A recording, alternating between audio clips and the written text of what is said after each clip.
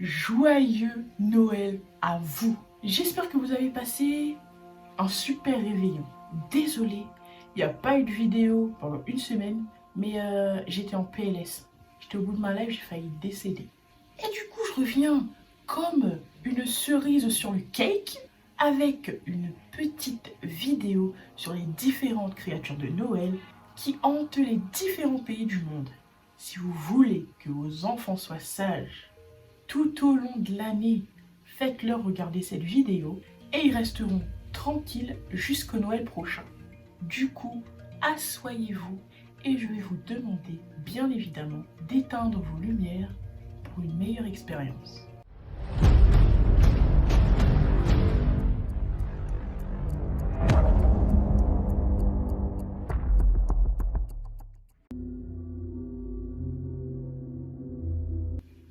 Hallo, ça veut dire bonjour en allemand. Moi, je croyais que c'était Guten Tag, alors que ça veut dire bonne journée. Enfin bref, comme vous l'avez probablement compris, la première créature nous vient de l'Allemagne. On l'appelle Berchta. Elle est soit représentée par une belle jeune femme tout de blanc vêtue, soit comme une vieille dame à tête de chèvre vraiment très flippante. Regardez par vous-même. Cette légende urbaine date depuis le Xe siècle. Pour vous dire que c'est vieux comme le monde, donc la légende n'est peut-être pas intacte et qu'on a peut-être à rajouter ou oublier des trucs. Vous allez me dire, mais arrête de parler à la khmar et dis-nous, c'est qui cette Berchta? Oui, ben voilà, ça vient. La Berchta, c'est une fée du foyer qui visite les cieux pendant les 12 jours de Noël.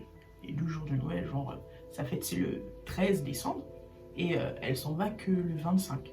Vous allez me dire encore, mais elle a quoi de flippant à part sa tronche? Tu nous fais perdre du temps à regarder ta vidéo de merde. Wow, wow, wow, wow, wow. Écoutez jusqu'à la fin, restez jusqu'à la fin de l'histoire quand même. Pendant les 12 jours de Noël, elle visite les enfants et elle donne une pièce à ceux qui avaient été gentils. Mais par contre, pour les autres, les petits garnements, ce n'est pas du tout la même histoire. Car elle leur ouvre le petit bidou et leur enlève la tripasse. Les intestins grêles, le petit, le gros intestin, les trucs de je sais pas combien de mètres là. Et aussi l'estomac pour les remplacer par des cailloux et de la paille. La meuf, c'est la cousine du petit chaperon rouge. Et du coup, c'est la secrétaire du Père Noël. Elle donne le nom des gentils petits-enfants au Père Noël pour leur apporter des cadeaux. Et pour les autres, bah, ça donne le nom, quoi. Vu ce qu'elle leur fait subir. Pauvres petits, les pauvres petits marmots. Donc, soyez sages, bande de petits chenapans. Ou sinon, la Berchta va venir te voir et te zigouiller. Nous restons chez nos amis les Allemanniens avec la créature appelée le Krampus. Cette terrifiante créature mi-chèvre, mi-démon frappe les enfants pour les forcer à être sages. Lui, il passe direct à l'action, l'oreille. Mais je viens de me rendre compte que nous les adultes, on craint rien depuis le début de la vidéo en fait. C'est bien ça rassure. Cette créature est dotée de cornes, d'épais cheveux noirs et de crocs. Il porte une lourde chaîne, des cloches qu'il fait sonner en marchant et d'un fouet qu'il fait claquer sur la peau des enfants qui n'ont pas été sages. Quand il les attrape, il entraîne les vilains garnements dans le bas monde. D'après le folklore germanique, Krampus arrive dans les villes la veille du 6 décembre. Et ça, c'est ma mère qui vient de rigoler. Il accompagne Saint-Nicolas et son crew de personnages étranges. Et il s'occupe de la partie punition. Encore une belle invention pour empêcher les gamins de faire des bêtises à l'approche de Noël. En grec, Kalikantzaros désigne tous les êtres de petite taille, laids, et malicieux de manière générale. C'est bizarre. C'est la description même de tonton André qui vient qu'en période de fête de fin d'année. Il semble être un équivalent du léprechaune des Irlandais, ainsi que des gnomes et des gobelins anglais. Le Calicanzaros, pas tonton André. Habituellement, il séjourne sous terre. Mais comme la vie sous terre est boring, à l'approche de Noël, ils viennent à la surface pour se mettre à jouer des mauvais tours aux mortels entre le 25 décembre et le 6 janvier. Si vous voyez que vos objets ont disparu, c'est peut-être Calicanzaros qui l'a pris et vous le retrouverez peut-être jamais ou peut-être l'année prochaine. Pour le faire fuir, il suffit de mettre une passoire devant chez vous pour pas qu'il entre. C'est hyper chelou, je l'avoue. Mais visiblement, ils ne sont pas plus violents que ça. Mais c'est toujours embêtant quand une créature fait des blagues. Surtout s'il faut attendre 1 an pour retrouver les clés de la maison ou le vase de Mémé Jeannette qui vaut une fortune. Aussi appelé le chat de Noël, le Jolakoturin est un genre de gros chat vénère qui se promène dans la campagne enneigée irlandaise à l'approche de Noël depuis le 19e siècle. Contrairement à certaines créatures qui tuent uniquement les enfants parce qu'ils n'ont pas été sages, Jolakoturin se contente de grailler les gens qui n'ont pas eu de nouveaux habits pour le réveillon. Ouais, appelez-le Christicha Cordula. Oh là là là là là là, ma chérie, ça va pas du tout là. Ça c'est la collection de l'automne dernier. Allez hop, tu vas me servir d'entrée. Ceci était une très mauvaise imitation de Christina Cordula par votre servitrice, c'est par moi.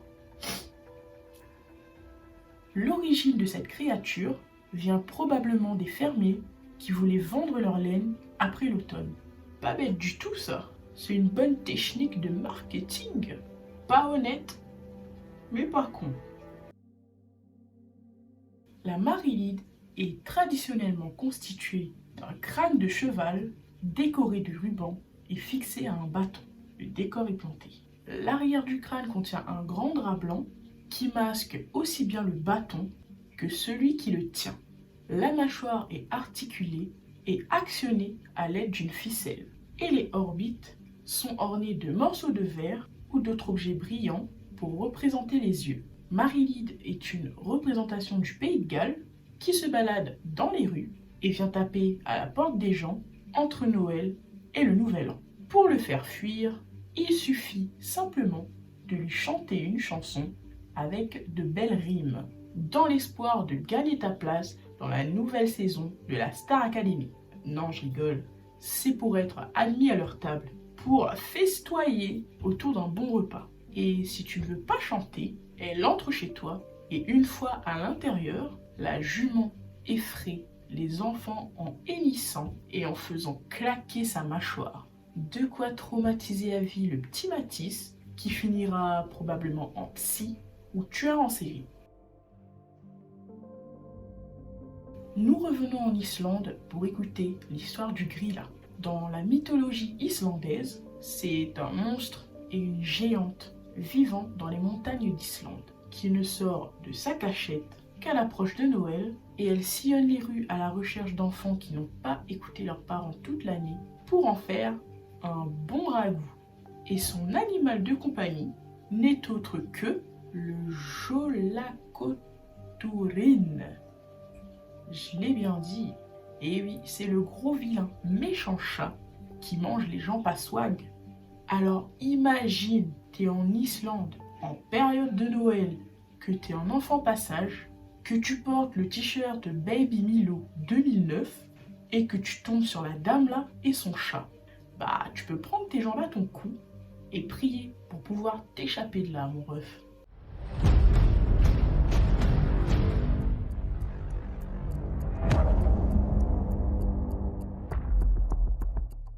J'espère que cette petite vidéo vous a plu. Si oui, lâchez un petit pouce. ça fait plaisir.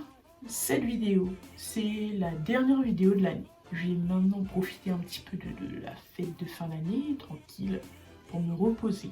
Je sortirai une vidéo le 1er janvier pour vous annoncer quelques petits changements sur la chaîne. Et bien évidemment, pour ne pas la rater, abonne-toi et active la petite cloche. Ça casse pas trois pattes à la mère Michel. Et moi, ça me soutient de fou. Sur ce, peace and love et profitez des fêtes en famille. La famille, c'est sacré. It's hard, it's cold, it's long.